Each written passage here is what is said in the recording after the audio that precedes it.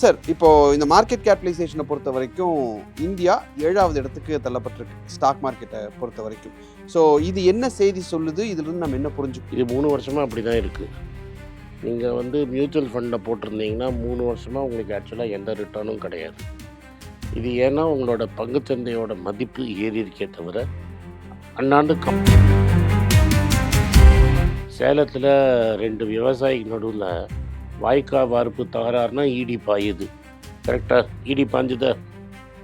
இங்க இவ்வளோ கோடிக்கணக்கில பணம் காணோம். ஏன்னா ஆர்பிஐ என்ன பண்ணுது?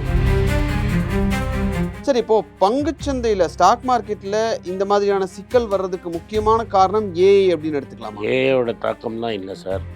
இந்தியாவில் போன ஒரு 7-8 வருஷமாக இந்திய கம்பெனிகள் இந்தியாவிலே இன்னொன்று நம்ம வட்டி விகிதம் ஏறி இருக்கோம். ஏன்னா விலைவாசி ஏறி இருக்கு. கவர்மெண்ட் என்ன சொல்லுது? விலைவாசியே ஏறலைன்னு. 8,08,000 கோடி 8,08,000 கோடி அந்த பணத்தை போட்டு நம்மளால் வாயிலே சொல்ல முடியாத நம்பரை போட்டு நீங்கள் கவர்மெண்ட் பாண்டை ஆர்பிஐ வாங்கி வட்டியை ஏற விடாமல் பண்ணியிருக்கிறீங்க.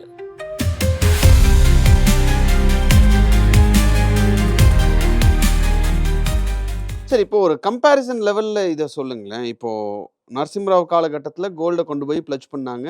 எஸ், அது புரிஞ்சுக்க முடிஞ்சது. அதே மாதிரியான ஒரு சிச்சுவேஷன்ல தான் இப்போ இருக்கோமா? நம்ம இப்பவும் கோல்ட கொண்டு போய் பிளட்ஜ் பண்ற சிச்சுவேஷன்ல தான் இருக்கோமா? அப்படிங்கிற ஒரு கேள்வி இருக்கு. ஆர்பிஐட்ட ஃபாரின் எக்ஸ்சேஞ்ச் இருக்குது, ரிசர்வ்ஸ் இருக்குது. இவங்க ரூபாவை கீழ் முடிக்க விடணும். அதை விட்டுட்டு அவங்க இருக்கிற டாலரை விற்றுட்டே இருக்கிறாங்க. டாலர் அளவு கம்மியாகிட்டே இருக்குது. அதனால் ப்ளூம்பர்க் என்ன சொல்கிறாங்கன்னா, கோல்டை விற்றுட்டாங்கன்னு ப்ளூம்பர்க் சொன்னாங்க. சர்க்கார் நம்பர்ஸ் காமிச்சப்பறம் நாங்கள் சொன்னது தப்புன்னு ப்ளூம்பர்க் ஒத்துக்கிட்டாங்க. அதனால் தங்கத்தை விற்கலாம் மாட்டாங்க. ஏன்னா இவங்ககிட்ட டாலர் இருக்குது. பட் இது சொல்யூஷன் கிடையாது. நீங்கள் நரசிம்மராவ்னு என்ன பண்ணீங்கன்னா, நரசிம்மராவ் கூட வச்சுக்கிட்டது யார்? மன்மோகன் சிங் படித்தவர். இவர் கூட யாரை வச்சுருக்கிறாரு? நரசிம்மராவ் காலத்தில் மன்மோகன் Singh finance minister, Rangarajan RBI governor. இங்கே யார் ஆர்பிஐ கவர்னர்? கம்ப்யூட்டர் சயின்ஸ் படித்தவரை நீங்கள் ஆர்பிஐ கவர்னராக போட்டிருக்கீங்க. இதுக்கு முன்னாடி வரலாறு படித்தவரை ஆர்பிஐ கவர்னராக போட்டிருக்கீங்க. ஒரு அரசியல்வாதியை நீங்கள் ஃபைனான்ஸ் மினிஸ்டராக போட்டிருக்கீங்க. இந்த கவர்மெண்ட்டில் பொருளாதாரம் தெரிஞ்சவங்க யாருமே கிடையாது. நீங்கள் world 3rd largest 4th largest எக்கானமிங்கிறீங்க. பொருளாதாரம் தெரியாதவன்ட்ட அரசாங்கத்தை கொடுத்தா என்ன ஆகும்? சார், கொஞ்ச நாளைக்கு முன்னாடி பிரதமர் மோடி வந்து அடுத்த 1 வருஷத்துக்கு கோல்ட வாங்காதீங்க அப்படின்னு சொல்லியிருந்தாரு. இந்த மாதிரி தொடர்ச்சியா ஒரு விஷயம் வந்துகிட்டே இருக்கக்கூடிய சிச்சுவேஷன்ல சாமானிய மக்கள் இதிலிருந்து என்னதான் இப்போ புரிஞ்சுக்கிறது? சாமானியன் என்ன புரிஞ்சுக்கணும்? இத்தனை நாங்கள் சொல்லிட்டு இருந்தது கரெக்டு. என்ன மாதிரி காங்கிரஸ்காரன் சொன்னதெல்லாம் கரெக்டு. நிஜமாகவே பொருளாதாரத்தில் ப்ராப்ளம் இருக்குது. நீங்கள் தங்கத்தை வாங்கி வச்சுருக்கணும். நான் 4000 ரூபா இருக்கும்போதே தங்கத்தை 400 கிராம் வாங்குனேன். வாங்கி வச்சுருந்தேன். இன்றைக்கி உங்களுக்கு லாபம். ஆனால் நிறைய பேர் என்ன நினச்சாங்க, நான் தேச துரோகினாங்க. ஏன்னா தங்கம் எங்கே போனாலும் காசு. இந்தியாவில் இருந்தாலும் காசு, அது நீங்கள் அமெரிக்கா எடுத்துன்னு போனாலும் காசு. உங்களோட ரூபாவோட வேல்யூக்கு அகென்ஸ்டாக தங்கம் உங்கள்கிட்ட இருந்ததுன்னா அந்த வேல்யூ ப்ரொடெக்ட் ஆகும். இப்போ நீங்கள் பார்த்தீங்கன்னா, இந்த நாள் பேசி முடித்தப்புறம் ஒரு நாள் டியூட்டி ஏற்றினார். 6% டியூட்டியை 15% ஏற்றினார். ஒரே நாளில் 1000 ரூபாய் ஏறிச்சு தங்கம் வேல்யூ. ஏறிச்சா? இப்போ என்கிட்ட ஆல்ரெடி 400 கிராம் இருக்குது. நான் வாங்கலை. எங்கள் அம்மா அப்பாவே, நான் பணக்காரன், எங்கள் அம்மா அப்பாவே எனக்கு 500 கிராம் தங்கம் வச்சுட்டு போயிட்டாங்கன்னா, நான் ஒன்றும் பண்ணாமல் சும்மா இங்கே உட்காந்து வீட்டில் மல்லாக்க படுத்துட்ருக்குறேன். நான் படுத்துட்டு இருக்கும்போது எனக்கு ஒரு 5 லட்ச ரூபாய்க்கு செக் எழுதி மோதி இந்தா வச்சுக்கோங்கன்னு கொடுக்குறாரு. ஏன்னா இப்போ டியூட்டி ஏற்றுறது புது தங்கத்துக்கு. ஆட்டோமேட்டிக்காக பழைய தங்கம் விலையும் 1000 ரூபாய் ஏறுது. அப்போ வீட்டில் சும்மா இருக்கிறவனுக்கு ஒரு 5 லட்ச ரூபா செக்கை கொடுக்குறீங்க. ஒரு சாமானிய இந்தியன் எல்லா பணத்தையும் சம்பாதிச்சு, இப்போ நீங்களே எடுத்துக்கோங்க, உங்கள் கேமராமேன் எடுத்துக்கோங்க, உங்கள் சம்பளத்தில் நீங்கள் செலவெல்லாம் போய் 5 லட்ச ரூபா எடுத்து வைக்க எவ்வளோ நாள் ஆகும்? ஆண்டுகளாகுமா? அதை ஒரே நாளில் எனக்கு செக்காக கொடுத்துட்டு போயிட்டாருல்ல. அதனால தான் நான் சொல்கிறேன், பிரதமர் மோடி என்ன மாதிரியும் பெரும் முதலாளிகளுக்கு வேலை செய்கிற ஒரு பிரதமர். சார், இப்போ ஆர்பிஐ கோல்ட வித்தாங்க, விக்கல அப்படிங்கிறது ஒரு பக்கம். அது இருக்கட்டும் சார். அது வித்தாங்க, விக்கலைங்கிறது 2வது. பட் மக்கள்ட்ட இருக்கிற கோல்டையும் வாங்கிடுவாங்களோ அப்படின்ற ஒரு அச்சம் அப்படிங்கிறது சாமானிய மக்கள்ட்ட இருக்கிறத பார்க்க முடியுது. அது பண்ணுறதுக்கு பாசிபிலிட்டி இருக்குது. அது அவங்களோட அட்வைசர் நிலேஷ் ஷான்னு ஒருத்தர் இருக்கிறாரு. கோத்தக் மஹிந்திராவில் ஃபண்ட் மேனேஜராக இருக்கார். அவர் அதை தொடர்ச்சியாக 3-4 வாட்டி எழுதியிருக்கிறாரு, டிவியில் சொல்லியிருக்கிறாரு. அந்த பணத்தை நீங்கள் கைப்பற்றணும். மக்கள்கிட்ட இருக்கிற தங்கத்தை நீங்கள் பணம் வெறும் 100 ரூபாய்க்கு 60 ரூபா கொடுத்துட்டு அதை வாங்கிக்கணும் அப்படின்னு சொல்கிறாரு. அதாவது தங்கம் நீ 15,000 விற்குதுன்னா 9,000 உங்களுக்கு கொடுத்துட்டு மீதி 6,000 பாண்டு 30 வருஷம் கழிச்சு தரேன்னு சொல்லிட்டு அந்த தங்கத்தை கைப்பற்றணும்னு அவர் ஐடியா கொடுத்துருக்காரு. கவர்மெண்ட் சொல்ல அவர் சொல்லியிருக்கிறாரு. ஆனால் 8 மணிக்கு ஒருத்தர் வந்து என்ன வேணாமோ சொல்கிறாரு. அதனால் 8 மணிக்கு ஒருத்தர் வராருனாலே நம்ம கேர்ஃபுல்லாக இருக்கணும். இல்ல அப்படி மக்கள்ட்ட இருக்கிற கோல்ட வாங்குறதன் மூலமா நாட்டினுடைய எக்கானமியை இப்ப நம்ம ஸ்டெபிலைஸ் பண்ணிட முடியுமா சார்? அதெல்லாம் முடியாது. இல்ல அத வாங்குறதுக்கான காரணம் அப்ப என்னவா இருக்கு சார்? எதுக்கு உன்கிட்ட எதுக்கு பணம் இருக்கணும்? இவங்ககிட்ட ஏழைகள் மிடில் கிளாஸ்ல இருக்கிற ஒரே சொத்து அதுதான். அது ஏன் உங்கள் கையில் இருக்கும்? என் கண்ணு கொடுத்தது என் கைக்கு வந்தால் பெட்டராக இருக்கும். இல்ல சார் இப்போ மக்கள் வந்து பேங்க்ல வச்சிருக்காங்க, இல்ல பணமாவோ எல்ஐசில இந்த மாதிரியான பல்வேறு விதங்கள்ல அவங்க இன்வெஸ்ட்மெண்ட்ஸை வச்சிருக்காங்கல்ல. எல்ஐசியில் தான் உங்களுக்கு தெரியுமே. இப்போ ராஜேஷ் எக்ஸ்போர்ட்ஸ்னு ஒரு கம்பெனி, குஜராத் கம்பெனி தான். அவர் வந்து 15 லட்சம் கோடி டேர்ன் ஓவர் பண்ணாங்கிறாரு. இந்த நாட்டில் ஜிஎஸ்டி இருக்குது, இடி இருக்குது, ஆர்பிஐ இருக்குது, இன்கம் டேக்ஸ் இருக்குது. இவங்கெல்லாம் கண்டுபிடிக்காமல் 5 வருஷமாக சொல்லிகிட்டு இருக்காரு. இப்போ செபி சொல்லுது இந்த 15 லட்சம் கோடியும் ஃப்ராடுன்னு. அதில் எந்த மியூச்சுவல் ஃபண்டும் பணம் போடல. அதில் 2,000 கோடி போட்டது நீங்கள் சொல்கிற எல்ஐசி தான். அந்த எல்ஐசி நம்பி நீங்கள் காசு போட்டால் அவங்க கதி என்ன ஆகும்? சார் மக்கள்கிட்ட இருக்கக்கூடிய கேள்வி இப்போ பேங்க்ல இருக்கிற பணமோ இல்லை தங்கமோ இல்லை எல்ஐசியில் அவங்க செஞ்சு வச்சிருக்கக்கூடிய முதலீடோ இந்த மாதிரி ப்ராப்ளம்ஸ் வரும்போது எடுக்க முடியாம போயிடுமோ அப்படிங்கிற ஒரு பயம். நீங்கள் எல்ஐசியில் போய் பணம் எடுக்க பார்த்தீங்கன்னா 100 ரூபா கட்டியிருந்தீங்கன்னா 70 ரூபா பிடிக்கிட்டு 30 ரூபா தரணும். பேங்க்கில் ஒன்றும் ப்ராப்ளம் இல்லை. சார் அதே சமயம் வந்து இந்தியா அமெரிக்கா ட்ரேட் அக்ரிமெண்ட் கூடிய சீக்கிரம் நிறைவேறிடும் அப்படின்ற மாதிரியான செய்திகள்லாம் அதாவது என்ன பார்க்கணும். சொல்கிறாருன்னா, நம்ம இங்கேருந்து உங்கள் டிஷர்ட்டை பொருள் அனுப்புறச்ச நீங்கள் டேக்ஸ் கட்டுவீங்க. அங்கேருந்து பொருள் வரைச்சா ஃப்ரீயாக வரும், டேக்ஸே எல்லாம் வரும்னு மோடி கையெழுத்து போடுவாருன்னு நினைக்கிறோம்.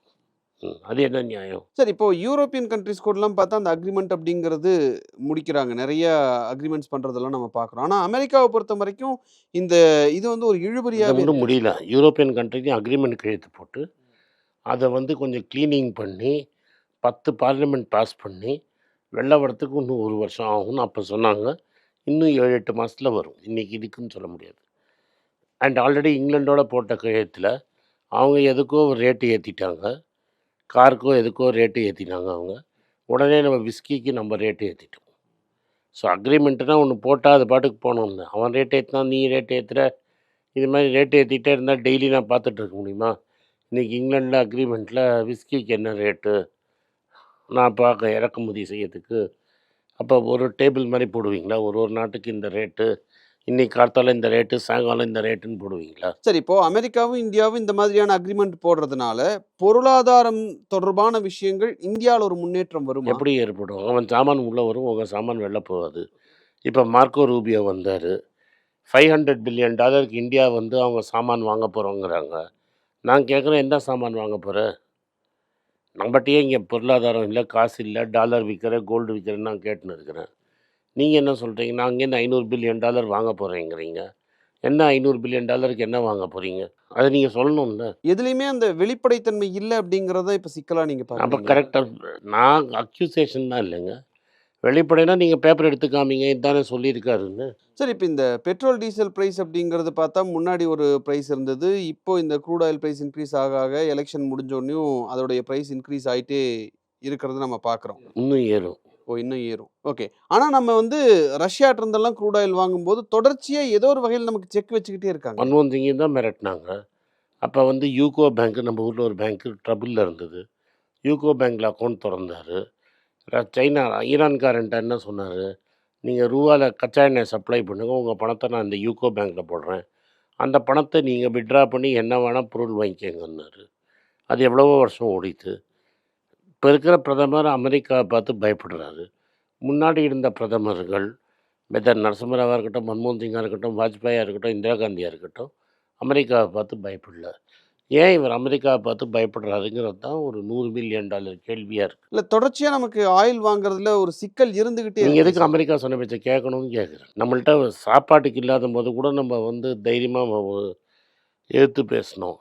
இன்றைக்கி பேசுறதுக்கு என்ன ப்ராப்ளம்? ஏன் நீங்கள் என்ன மறைக்க விரும்புகிறீங்க? சார் இப்போ இந்த ஆர்பிஐடைய அறிக்கைகள் டேட்டாஸ் எல்லாம் வெளியாகுது. ஸோ அதை பார்க்கும்போது நம்ம புரிஞ்சுக்கிறது வந்து குறிப்பாக பொருளாதாரம் உயராது. இப்போ இதே நிலைமையில தான் ஸ்டாக்னேட்டாக இருக்கிறதுக்கு வாய்ப்புகள் அதிகம். ஆனால் இந்த ரீட்டைல் பிரைஸஸ் எல்லாமே வந்து ஏறிடும் அப்படின்னு சொல்லி சொல்றாங்க. அதாவது சில்லறை பொருட்களுடைய விலையெல்லாம் ஏறும் அப்படின்னு சொல்லி சொல்றாங்களே. இத சாமானிய மக்கள் எப்படி புரிஞ்சுக்கணும்? இது அடுத்தது என்ன நடக்கும்? என்னை பொறுத்த வரைக்கும் சாமானியங்களுக்கு வந்து வருங்காலத்தில் ஆல்ரெடி வீடு கடனில் வாங்கியிருந்தீங்கன்னா உங்கள் இன்ட்ரெஸ்ட் ரேட் ஏறும்.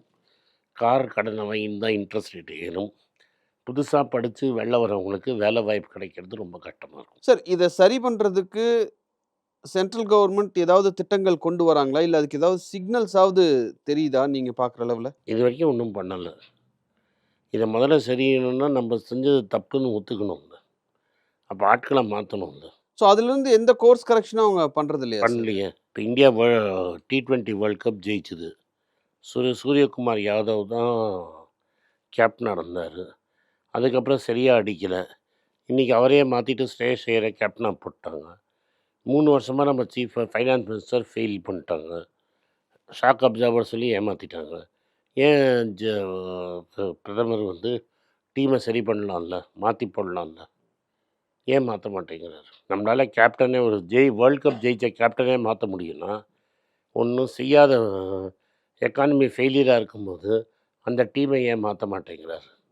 அதுக்கு பிரதமர் தான் பதில் சொல்லணும். சார் பட் எக்கானமி ஃபெயிலியர் ஆகல அப்படிங்கிற ஒரு விஷயத்த அவங்க தொடர்ந்து முன் வச்சுட்டு அது தானே இருக்காங்க. உங்களுக்கு நீங்கள் தானே இப்போ ஃபெயிலியர் ஆகலைன்னா ரிட்டர்ன் இந்தியா ஏன் 5வது இடத்துலேருந்து 7வது இடத்துக்கு இறங்குது? டாலர் ஏன் மன்மோகன் சிங் காலத்தில் 58 இருந்த டாலர் ஏன் 100 ரூபாய்க்கு வந்துருச்சு? சார் நீ சொல்ல வேண்டாம்.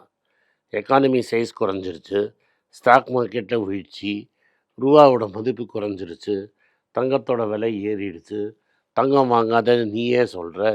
இது எல்லாமே வந்து ஒரு வெளிநாட்டுக்கு போகாதுங்கிற. இதெல்லாம் என்ன அர்த்தம்? ஒரு எக்கானமி கிரைசிஸில் இருக்குதுன்னு தானே அர்த்தம். அப்போ அந்த அமைச்சரை அமுச்சிட்டு வேறு அமைச்சர் போட்டால் தானே சரியாகும். கிரிக்கெட் டீமில் பண்ணுறதை ஏன் நீங்கள் பண்ண மாட்டேங்கிறீங்க? சார் இதே டைம்ல இதே காலகட்டத்தில் பார்த்தீங்கன்னா இந்த எத்தனால் 85 அப்படின்ற அந்த பெட்ரோலுக்கு மாற்று எத்தனால் 85% எத்தனால் 15% பெட்ரோல் அப்படின்ற மாதிரியான மாற்றெல்லாம் மத்திய அரசு அறிவிக்கிறாங்க. அது 120 ரூபா பெட்ரோல் போடுற என் காருக்கு அதுலேயே மிக்ஸ் பண்ணியிருப்பான்னு பயமுறுத்துகிறாங்க. நீங்கள் அந்த மாதிரி காரில் இப்போ போட்டிங்கன்னா உங்கள் காரோட லைஃபு 5 வருஷத்துக்கு பதிலா 4 வருஷத்துக்கு தான் வருங்கிறாங்க. சார் நிறுவனங்களும் அதை சார்ந்து அடுத்த கட்டமா அந்த விஷயத்தை நோக்கி போறாங்கன்ற மாதிரி செய்திகள்லாம் படிக்கிறோமே சார். இதில் என்ன சொல்கிறாங்கன்னா ஒரு பர்டிகுலர் மினிஸ்டரோட பையன் இந்த பிஸ்னஸ் பண்ணுறாரு அதனாலங்கிறாங்க. எத்தனால் வந்து இந்த சக்கரை ஆலயத்துலேருந்து தான் வரணும். அப்போ சக்கரை விலை ஏறும். சக்கரை விலை ஆல்ரெடி ஏறி எக்ஸ்போர்ட் பண்ணக்கூடாதுன்னு பேன் பண்ணி வச்சுருக்காங்க. சார் இப்போ இவ்வளவு கேள்விகள் முன்வைக்கப்பட்டிருக்கு. இந்த கேள்விகள்லாம் முன்னாடி வச்சிருக்கேன். இப்போ இந்த பிரச்சனையிலிருந்து பாதுகாத்துக்கிறதுக்கு மிடில் கிளாஸ் மக்கள் என்ன பண்ணணும்? நான் தான் திரும்பி திரும்பி சொல்கிறது இதுதான். உங்கள்கிட்ட தங்கங்கிறது ஒரு 200 கிராம் இருந்தால் எடுத்து வச்சுருங்க தனியாக. ஒரு அவசரத்துக்கு அதை நீங்கள் யூஸ் பண்ணிக்கலாம். அதே மாதிரி நீங்கள் வந்து உங்கள் ஸ்கில்லை டெவலப் பண்ணிகிட்டே இருந்து ஒரு வேலை போனால் டக்குன்னு இன்னொரு வேலை வர மாதிரி ஸ்கில்லை டெவலப் பண்ணிக்கணும். செலவை கம்மி பண்ணணும். கடன் வாங்காதீங்க. வீட்டு கடன் கூட அவசரப்பட்டு வாங்கிடாதீங்க. அதுதான் நீங்க சொல்லக்கூடிய முக்கியமான அட்வைஸ். இப்போ இந்த டைம்ல கோல்டு வாங்கலாமா? டெஃபினட்டாக வாங்கியே ஆகணும். வேறு வழியே கிடையாது. என்ன ரேட் வித்தாலும் கோல்டு வாங்கலாம் அப்படின்னு கொஞ்சம் கொஞ்சமாக வாங்கிட்டு தான் ஆகணும். சார் மாநிலங்கள் இதிலிருந்து தப்பிக்கிறதுக்கு வாய்ப்பு இருக்கா? மத்திய அரசு ஒரு பக்கம் திட்டங்களை அறிவிச்சாலும் மாநில அரசு இந்தியாவில் மாநிலங்களுக்கு வந்து எக்ஸ்டர்னல் அக்கௌண்ட், அதாவது வெளிநாட்டோட செய்யக்கூடிய வர்த்தகங்களில் கண்ட்ரோல் கிடையாது. அதனால் இது எந்த மாநிலமும் ஒன்றும் பண்ண முடியாது. சென்ட்ரல் கவர்மெண்ட் தான் பண்ணியாகும். ஏன்னா இங்க வேலை வாய்ப்புகள் உருவாக்குறதோ இல்ல புதிய திட்டங்கள் கொண்டு வரதோ எல்லாம் மத்திய அரசு கையில தான் இருக்கு. பணம் அங்கேருந்து தானே வரணும். Thank you sir. ஸோ கோல்டு வாங்கலாமா, மார்க்கெட்ல இருக்கக்கூடிய விஷயங்கள், இப்போ என்ன பண்ணணும், அந்த மாதிரியான விஷயங்கள்லாம் ரொம்ப தெளிவாக சொன்னீங்க. நன்றி சார். தேங்க்யூ. எல்லாருக்கும் வணக்கம். குழந்தைங்களுக்காக ஃபைனான்ஷியல் லிட்ரஸி மணி ஃபார் நத்திங்னு 2வது பார்ட்டு. அண்ட் இதில் வந்து செக் எழுதுறது எப்படி, டெபாசிட் ஸ்லிப் எழுதுறது எப்படி, பணம் எப்படி வந்தது, பார்ட்டர்லேருந்து டிமானிட்டைசேஷன் வரைக்கும் எல்லாத்தையும் கவர் பண்ணியிருக்கோம். உங்கள் குழந்தைங்க அப் டு ஏஜ் 10, 12க்கு ரொம்ப யூஸ்ஃபுல்லாக இருக்கும். இந்த புக் இப்போதைக்கு ஒரு ஸ்பெஷல் ப்ரைஸில் 450 ரூபாய்க்கு கொடுக்குறோம். இதை யூஸ் பண்ணிக்கங்க. நன்றி, வணக்கம். moneypage.com வெப்சைட்டை சப்ஸ்கிரைப் பண்ணுங்கள். ஒரு வாரத்துக்கு 4 ப்ரீமியம் ஆர்டிக்கலும் ஃப்ரீ ஆர்டிகல்ஸ் ஒரு 10லேருந்து 15 நாங்கள் போடுறோம். இது சப்ஸ்கிரிப்ஷன் ஒரு மாதத்துக்கு 99 ரூபா தான். இங்கே சொல்கிற கான்செப்ட்ஸை கிரேட்டாக எக்ஸ்பேண்ட் பண்ணி போடுறோம். நீங்கள் படிச்சிங்கன்னா உங்களுக்கு யூஸ்ஃபுல்லாக இருக்கும். நன்றி, வணக்கம்.